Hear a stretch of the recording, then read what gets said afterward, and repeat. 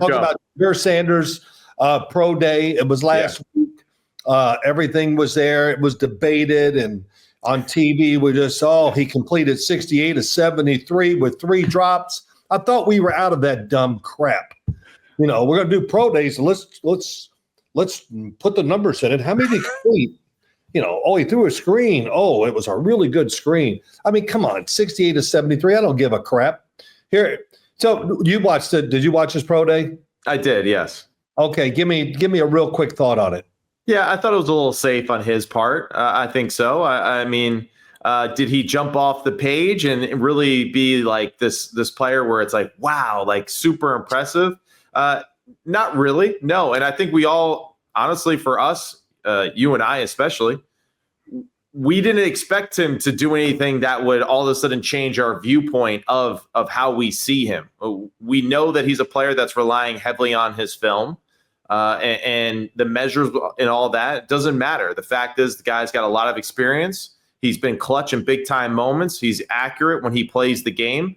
And I feel like the workout was just a check off the box as far as the process goes, but as far as elevating himself or changing my viewpoint of him, no, it really didn't do anything as far as changing. Yeah, well, you found it more positive than me. Yeah, look at a workout like this. We've already seen everything he did during the workout, and I didn't think the workout itself, physically or what was planned, was good. I just didn't.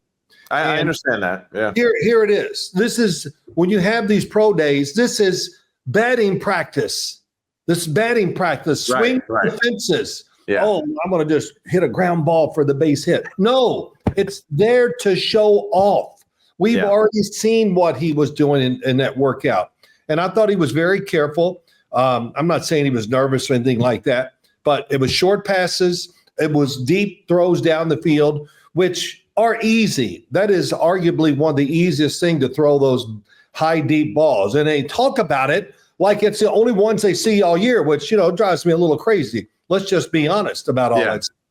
And so it wasn't for the Tennessee Titans. It was for the rest of the league, and all the people are thinking of probably taking him to show him something that from the end of the season in college football to now, this is me, I want to see a difference in who you are. Mm-hmm. And that's plenty of time to fix things, to get your motion a little more grooved out, where you can really get your feet in the ground and really turn and rip that damn thing. Yeah. And I didn't see that. Didn't see the throws, the in-between throws, Matt. It's deep or short. Well, there's the rest of the league, it's in between. Didn't see that either. So that kind of bothered me. And just I don't know. Let's just tell the truth. And many things. And I'm going to do that. I'll try to make it quick. But you don't have to make it quick. We're not going to commercial break. You're good. I understand. It's part of it. But I hear this on TV a lot. Well, it's about Shedeur. If you watch the film, and first and foremost, most of these guys, I don't believe they've been watching much. Okay, that's first, because the talk is always the same minutia crap. Tell me some things that we didn't know if you're watching the film. And I see a lot when I watch it. One, get rid of the ball. Don't take the sacks. Yeah. Know what you're going to do. It's 1, 2, throw the ball, whatever, throw it away. That's the other one. Right. And then, which I don't see, they talk about it so much, but and I'm going to do this with every quarterback, so all of them are going to get the same treatment. I'm probably going to watch your 2 worst games, and then I'm going to judge a lot off of that. Right. Because that's the NFL, right? Yeah. It's rough. Even when it goes well, hell, it's rough. Yeah. So I'm going to do it. But all this, all you got to do is watch the film. And, I watch the film. I see some good, but I see a lot of bad decisions. Not a lot, but bad decisions. Why aren't you looking here? Well, I know that's the 1-2 read, but we do something else. Right. So, I don't want to get crazy about it, but I thought he had a big chance to maybe convince a couple teams with something we haven't seen. And like I said, I didn't see that. Here's the question. The next question I want to ask you. Let's take Shedeur Sanders. What is the gap, if you see any or whatever, between him and Jackson Dart? The gap between him and Jackson Dart, what is it exactly? In a lot of ways, you could make the case that there really is no gap. It's just more so just the perception, I think, of the football players. Because the physical tangibles that I think that Jackson Dart has and has displayed consistently on tape are pretty evident.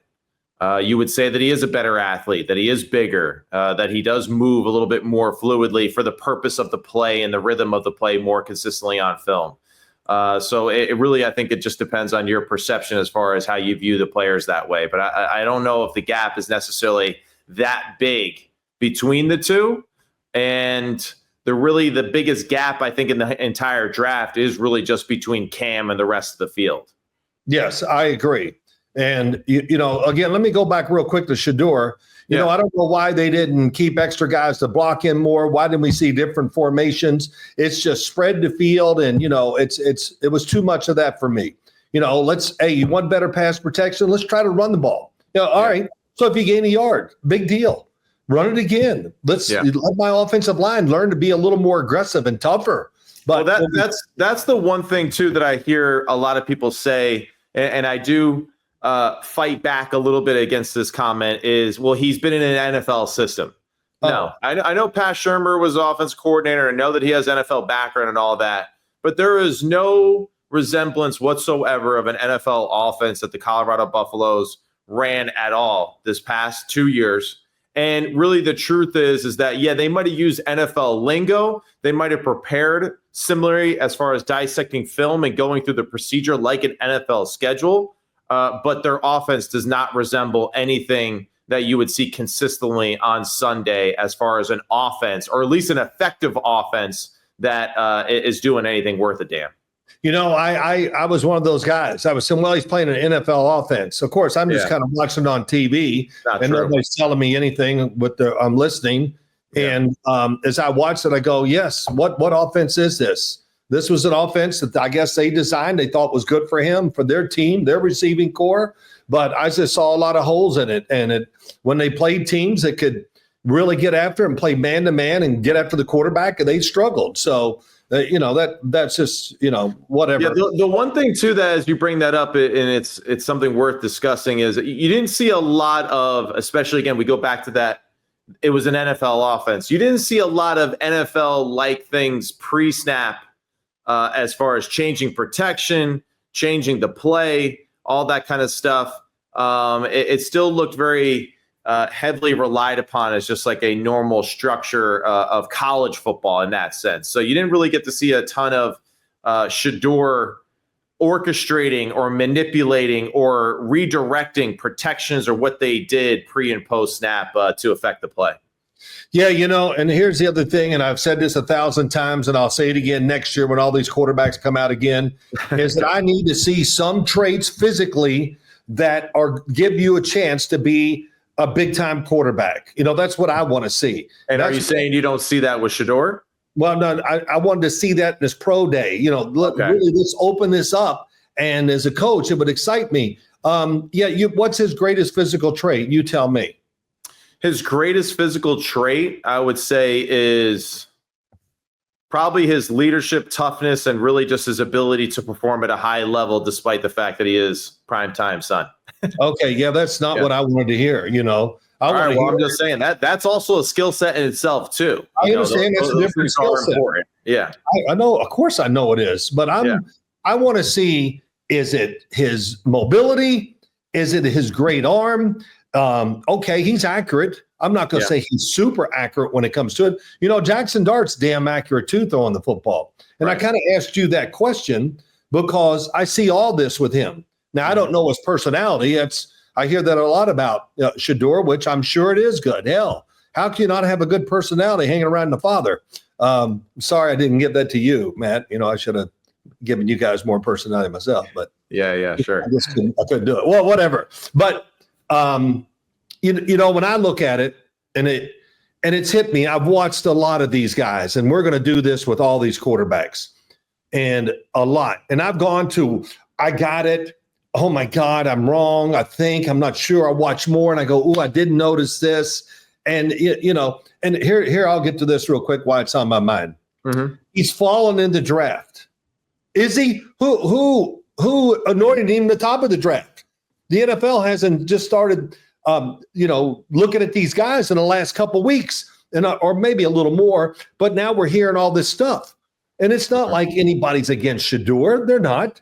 But now they got time to really study it, and they're looking at this and looking at the next guy and whatever, and they're putting out their opinion, which happens to be different from all the whoever's making out all my mock draft and where I have them ranked. And I look at some of these rankings and when people do it, hey, I admire their work or their hard work, but damn, some of these things are just ridiculously wrong. I don't know what else to say. I'll probably get personal with it here in another week as we do more of this. But this dropping, give me your thought. I mean, I heard somebody say today, oh, he could be dropping. We're not sure. But that workout, man, maybe the Giants, the third pick. I heard all that again. I just go, oh, come on, let's quit this dropping talk. But what do you think? I think the dropping goes back to just the fact that people jump to conclusions maybe a little bit too early on in the process. The game of creating mock drafts and all those things, and really just creating news around a time period where there isn't a lot of news. So the fabrication of all these things, I think, plays a huge part in the storytelling of the NFL draft. The whole dropping thing, yeah, I think a lot of people come up with these mock drafts before they've really done all the research and the due diligence needed and having these discussions with all these people. And, they slowly piece together something that is really just their own imagination. And that eventually, as it becomes closer and closer to the draft, we realize that, all right, this guy's saying this coach is saying this GM thought that, and now the view changes. So that really, I think, is what it is. It's really just a fabrication of the media. There really is no truth to it. Mel Kiper does a great job breaking down football players and all that, but still, Mel Kiper is not a GM of an actual football team. And Mel Kiper's been wrong 1,000 times. And of course, no one really keeps track of those things because, hey, we just like the discussion of it. That's why we love fantasy football. We love to be GMs in our own mind. There's the Monday morning quarterback, and there's the Tuesday morning general manager talk, that I feel like everyone gets obsessed with these days.